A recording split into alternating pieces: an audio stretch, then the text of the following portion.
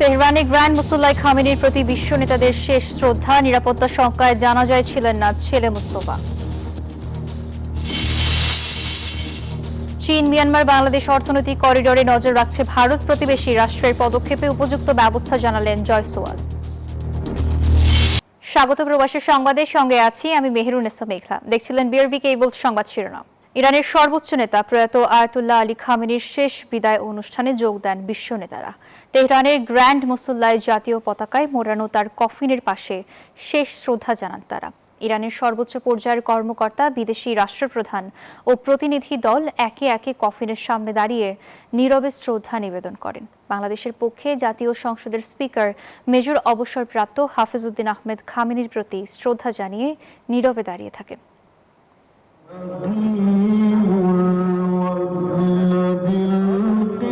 কোরআন তেলাওয়াত, দুয়ার মধ্য দিয়ে চলছে বিদায়ের আনুষ্ঠানিকতা। ইরানের রাজধানী তেহরানের গ্র্যান্ড মুসল্লায় রাষ্ট্রীয় মর্যাদায় শেষ শ্রদ্ধা জানানো হচ্ছে ইরানের ইসলামী বিপ্লবের দ্বিতীয় সর্বোচ্চ নেতা শহীদ আয়াতুল্লাহ সাইয়েদ আলী খামেনিকে।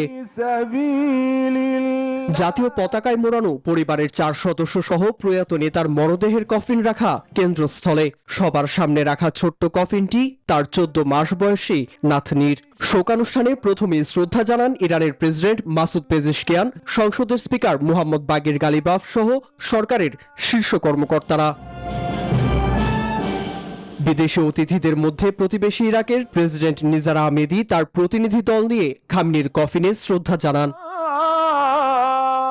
বাংলাদেশের পক্ষ থেকে ইরানের সর্বোচ্চ নেতার প্রতি শ্রদ্ধা জ্ঞাপন করেন বাংলাদেশ সংসদের স্পিকার মেজর হাফিজউদ্দিন। পাকিস্তানের প্রধানমন্ত্রী শাহবাজ শরীফ, সেনাপ্রধান জেনারেল আসিম মুনির সহ উচ্চ পর্যায়ের একটি প্রতিনিধি দল খামেনির কফিনে শ্রদ্ধা জানান। এছাড়া আর্মেনিয়ার প্রধানমন্ত্রী নিকোল পাশনিয়ান, তাজিকিস্তানের প্রেসিডেন্ট ইমোমালি রহমান শ্রদ্ধা জ্ঞাপন করেন। আজারবাইজান, উজবেকিস্তান, বেলারুশ ও কার্গিস্তানের পার্লামেন্টের স্পিকার সহ বহু দেশের প্রতিনিধিরা শোকানুষ্ঠানে অংশ নেন। শোক জানান ভারতের ধর্মীয় ও সরকারের প্রতিনিধিরাও।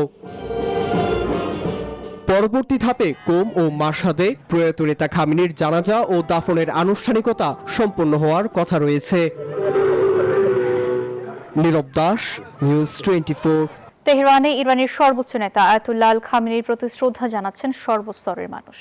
এরই মধ্যে শেষ যাত্রায় অংশ নিতে উপস্থিত হয়েছেন বিশ্ব নেতারা। তবে বাবার জানাজায় থাকছেন না ছেলে মোস্তফা খামেনি। নিরাপত্তা হুমকির কারণেই এমন সিদ্ধান্ত বলে জানিয়েছে ইরান। 6 দিন ব্যাপী রাষ্ট্রীয় শোকের মধ্য দিয়ে সর্বোচ্চ নেতা আয়াতুল্লাহ আলী খামেনিকে শেষ বিদায় জানাতে প্রস্তুত ইরান। তবে এই অনুষ্ঠানে বিশ্ব নেতারা উপস্থিত হলেও থাকছেন না খোদ খামেনির ছেলে ও বর্তমান সর্বোচ্চ নেতা মুজতবা খামেনি। অংশ নেবেন না দাফনেও। এ নিয়ে চলছে আলোচনা সমালোচনাও। তেহরানের দাবি, মুজতবাকে লক্ষ্য করে ইসরায়েলি হামলার শঙ্কা রয়েছে। তার অবস্থান জানতে সব সময় নজর রাখছে তেল আবিব, আর এ কারণেই খামেনির শোকযাত্রায় থাকছেন না তিনি। তবে অনুষ্ঠান চলাকালে ইরানের নেতৃত্বকে লক্ষ্য করে যে কোনো হামলার কঠোর জবাব দেওয়া হবে বলেও সতর্ক করেছে ইরান। আফরিন মৌ, নিউজ 24। চীন থেকে যুদ্ধ বিমান কেনা সহ প্রস্তাবিত অর্থনৈতিক করিডোরে বাংলাদেশের যুক্ত হওয়ার বিষয়টি পর্যবেক্ষণে রেখেছে ভারত। মিডিয়া ব্রিফিংয়ে গণমাধ্যম কর্মীদের প্রশ্নের জবাবে এমন মন্তব্য করেন দেশটির পররাষ্ট্র মন্ত্রণালয়ের মুখপাত্র রণধীর জয়সওয়াল। বলেন, প্রতিবেশী রাষ্ট্রের পদক্ষেপের ওপর নজর রেখেই উপযুক্ত পদক্ষেপ নেবে নয়াদিল্লি। নিরাপত্তার অজুহাতে প্রতিবেশী দেশগুলোর উপর তীক্ষ্ণ নজর ভারতের। প্রতিবেশীদের বাণিজ্য থেকে শুরু করে সামরিক লেনদেন, প্রায় সব ইস্যুতেই নজরদারিকে নিজেদের জাতীয় স্বার্থ হিসেবে দেখে নয়াদিল্লি।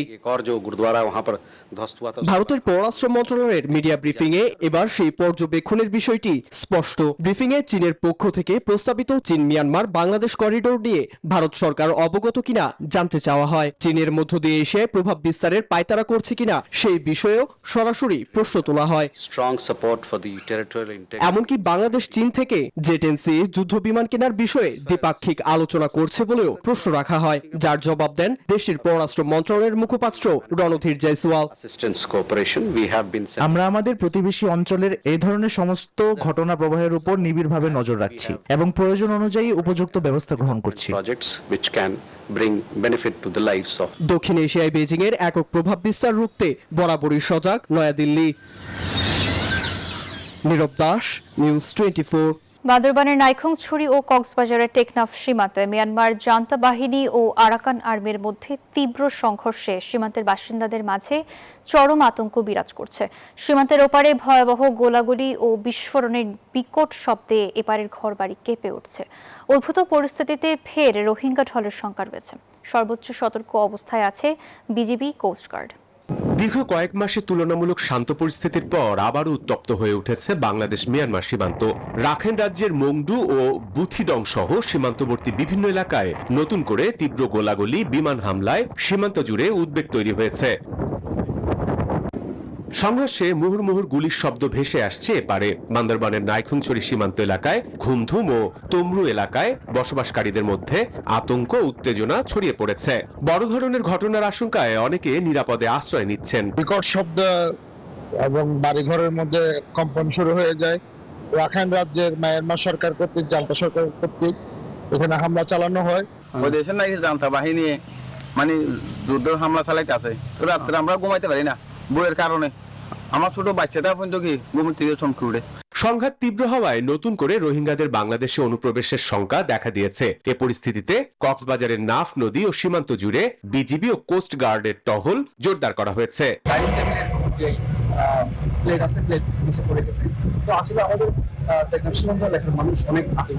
মায়ানমার সীমান্তে যেটা হচ্ছে, ওদেরকে আমি তখন এগুলো তারা নজরদারি রাখেন। মায়ানমার যে আরকান আর্মিরা যে বাংলাদেশ না ঢুকতে পারে। আজকে আমরা যেটা একটা মেসেজ পেয়েছি যে বুটিডং এর থেকে আরো ডেপথে, যেটা আমাদের এদিকে আওয়াজ শোনা যায় নাই, ওদিকে এয়ার স্ট্রাইক হয়েছে। আমাদের এদিকে টেকনাফ, উখিয়ার দিকে কোনো আওয়াজ পাওয়া যায় নাই। সর্বপর্যায়ে সবাই সতর্ক অবস্থানে আছে, কোনো ডাউট নেই ব্যাপারে। স্থানীয়রা জানান, বৃহস্পতিবার টেকনাফের হোয়াইংকং ও নীলা সীমান্তের ওপারে মিয়ানমারের রাখাইনদের বলিবাজার ও কুমিরখালী এলাকা থেকে বিস্ফোরণের শব্দ শোনা গেছে। এমন পরিস্থিতিতে টেকনাফের শাহপরি দ্বীপ, নীলা, হোয়াইংকং ও নেটং পাড়া সীমান্ত এলাকায় থমথমে পরিস্থিতি বিরাজ করছে। Desk report, news 24। যুক্তরাষ্ট্রে শিশুদের ভবিষ্যৎ আর্থিক নিরাপত্তা গড়ে তুলতে চালু হচ্ছে নতুন বিনিয়োগ ভিত্তিক কর্মসূচি ট্রাম্প অ্যাকাউন্ট। আজ স্বাধীনতা দিবস থেকে আনুষ্ঠানিকভাবে যাত্রা শুরু করছে এই উদ্যোগ। ইতোমধ্যে 60 লাখের বেশি শিশুর জন্য অ্যাকাউন্ট খোলার প্রক্রিয়া শুরু হয়েছে। 2025 সালের 1 জানুয়ারি থেকে 2028 সালের 31 ডিসেম্বরের মধ্যে জন্ম নেওয়া যোগ্য শিশুদের জন্য সরকার এককালীন $1000 জমা দেবে। 18 বছর পর্যন্ত বিনিয়োগের মাধ্যমে এই অর্থ বাড়তে থাকবে, যা পরবর্তীতে উচ্চশিক্ষা, বাড়ি কেনা বা ব্যবসা শুরু সহ অনুমোদিত খাতে ব্যবহার করা যাবে। তবে প্রতারণা এড়াতে আবেদন ও তথ্য যাচাই শুধুমাত্র সরকারি মাধ্যমে করার পরামর্শ দিয়েছে কর্তৃপক্ষ। বিপুল উৎসাহ উদ্দীপনার মধ্য দিয়ে কানাডায় পালিত হয়েছে 159তম কানাডা ডে। কানাডার জাতীয় সঙ্গীতের মধ্য দিয়ে শুরু হয় মূল অনুষ্ঠান। দেশটির ইমিগ্রেশন সংস্থার হিসেব অনুযায়ী প্রতি বছর প্রায় 4.5 লাখ থেকে 5 লাখ অভিবাসন প্রত্যাশী পাড়ি দেয় কানাডায়। দেশটির জন্মদিনে পুরো কানাডাবাসীর পাশাপাশি আনন্দে মাতেন প্রবাসী বাংলাদেশিরা। দিবসটি উপলক্ষে কানাডার বিভিন্ন প্রদেশের বিভিন্ন সিটির মধ্যে ছিল উপচে পড়া ভিড়। কানাডার প্রধানমন্ত্রী মার্ক কার্নি এবং আলবার্টা প্রিমিয়ার ড্যানিয়েল স্মিথ দিবসটি উপলক্ষে পৃথক পৃথক শুভেচ্ছা বাণী দিয়েছেন। সৌদি আরবের পবিত্র মক্কা নগরীতে প্রবাসী বাংলাদেশিদের জমকালো মিলন মেলা ও ঐতিহ্যবাহী মেজবান অনুষ্ঠিত হয়েছে। ঈদ পরবর্তী আনন্দ উদযাপন এবং আরবি নতুন বছরকে স্বাগত জানাতে ব্যতিক্রমী এই রিসেপশনের আয়োজন করা হয়। মক্কায় চট্টগ্রামের ঐতিহ্যবাহী মেজবানের আদলে গড়া এই আয়োজনে এক ছাদের নিচে মিলিত হন প্রবাসী বাংলাদেশিরা। অনুষ্ঠানে প্রধান অতিথি ছিলেন লন্ডন বিএনপির যুগ্ম সাধারণ সম্পাদক ও জাহাঙ্গীরনগর বিশ্ববিদ্যালয়ের সাবেক সভাপতি পারভেজ মল্লিক। বিশেষ অতিথি সৌদি আরব বিএনপির সদস্য সচিব মনিরুজ্জামান তপন, যুগ্ম আহ্বায়ক গিয়াসউদ্দিন ও মঈন চৌধুরী সহ আরও অনেকে। দূরপ্রবাসী দেশের এমন আবহ পেয়ে উচ্ছ্বাস প্রকাশ করেন প্রবাসীরা।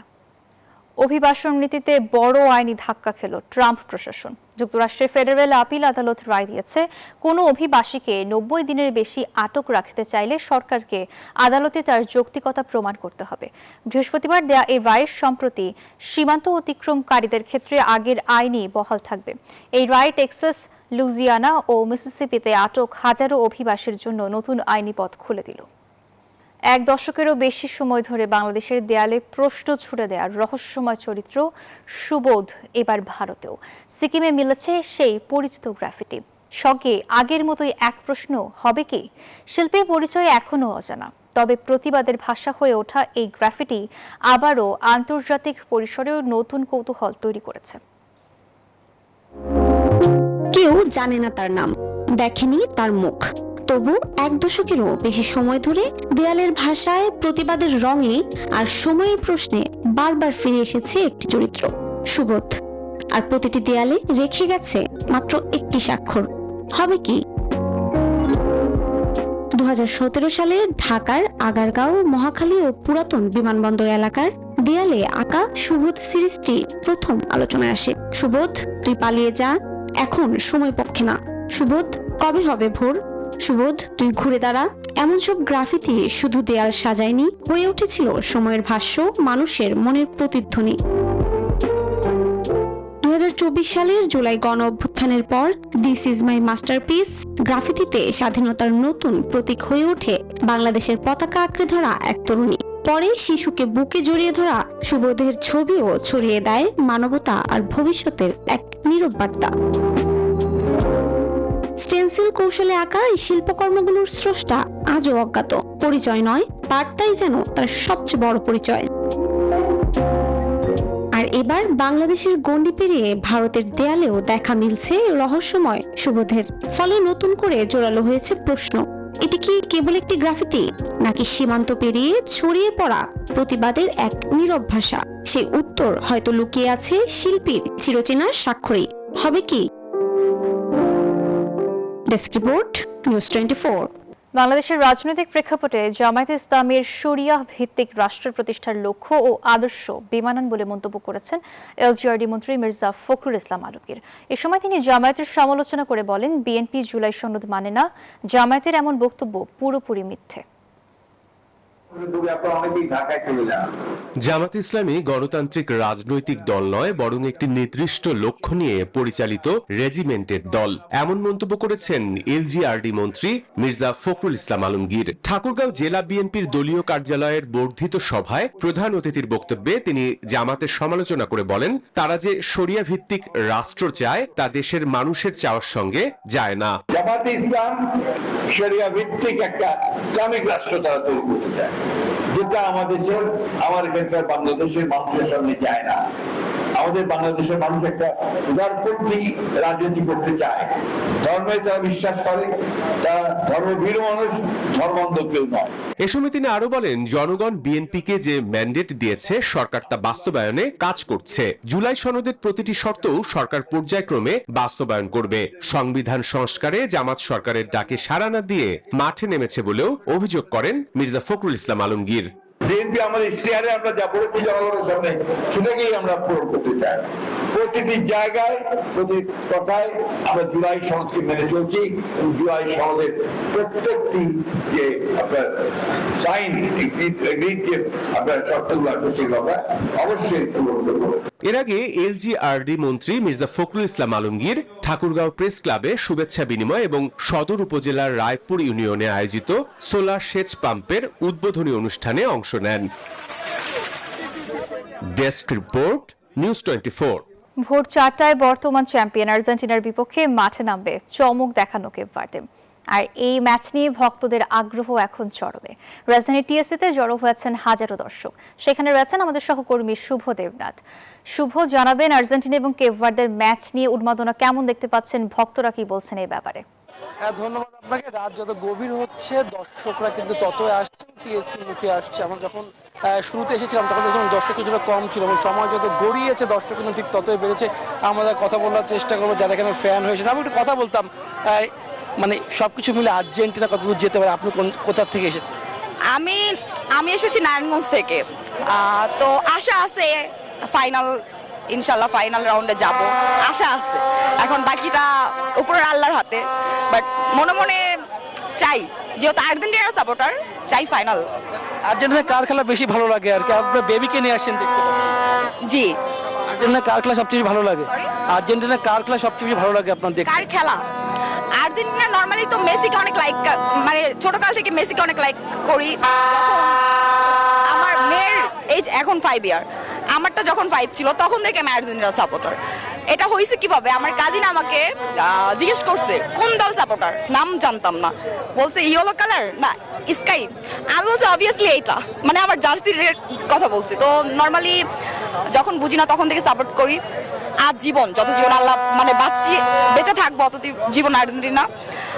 এরপর নর্মালি দেখি কি হয়, বাট আশায় আছি। আলোচনা হয় যে বাড়তি অ্যাডভান্টেজ আর্জেন্টিনা সবসময় ফিফার থেকে পায় আর কি। আপনি যখন বাড়তি অ্যাডভান্টেজ আর্জেন্টিনা সবসময় ফিফার থেকে পায় আর কি, আপনি কখনো এটা দেখেছেন কিনা, মাঠে খেলা দেখতে কখনো উপলব্ধি করেছেন? আমি লাস্ট 2022-এ পুরো সম্পূর্ণ খেলা আমি দেখেছি। তো ফাইনাল খেলাতে অনেক অনেক বেশি ভয়, মানে আমি প্রায় কান্না করে দিচ্ছি, এরকম একটা অবস্থা। তো এবার লাস্ট আপনার 22 জুন যে খেলাটা ছিল, ওই দিনও একটা গোল ওরা মিস করছে, তখন আমার চোখের পানি চলে আসছে, মানে এতটা মন থেকে এত সাপোর্ট করি, এত টান। ব্রাজিলের ফ্যানদের উদ্দেশ্যে কি বলবেন এবার? তাদের সম্পর্কে আমি কিছু বলতে চাই না, কারণ নর্মালি ব্রাজিল এমন না যে আমি লাইক করি না, বলার কিছু নাই। অনেকেই বলে, আমি এটা একটু ইগনোর করলাম। ব্রাজিল যারা সাপোর্ট করে তাদের ফ্যানকে নিয়ে আমি কিছু বললাম না। তো তাদের জন্য মানে যেহেতু তারাও ভালো খেলছে। শুনছিলেন আমাদের সঙ্গে ছিলেন ফ্যানরা, এবং তারা জানাচ্ছিলেন যে এই দিনের ম্যাচ ঘিরে তাদের মধ্যে বার্তার মাধ্যমে কাজ করছে এবং আর্জেন্টিনা জিতবে এই বিশ্বাসটা তাদের মনের মধ্যে রয়েছে। এই ছিল টিএসসি থেকে আমার কাছে এখন। শুভ, আপনাকে ধন্যবাদ। দর্শক, আর এই ছিল প্রবাসের সংবাদে। এতক্ষণ সঙ্গে থাকার জন্য ধন্যবাদ।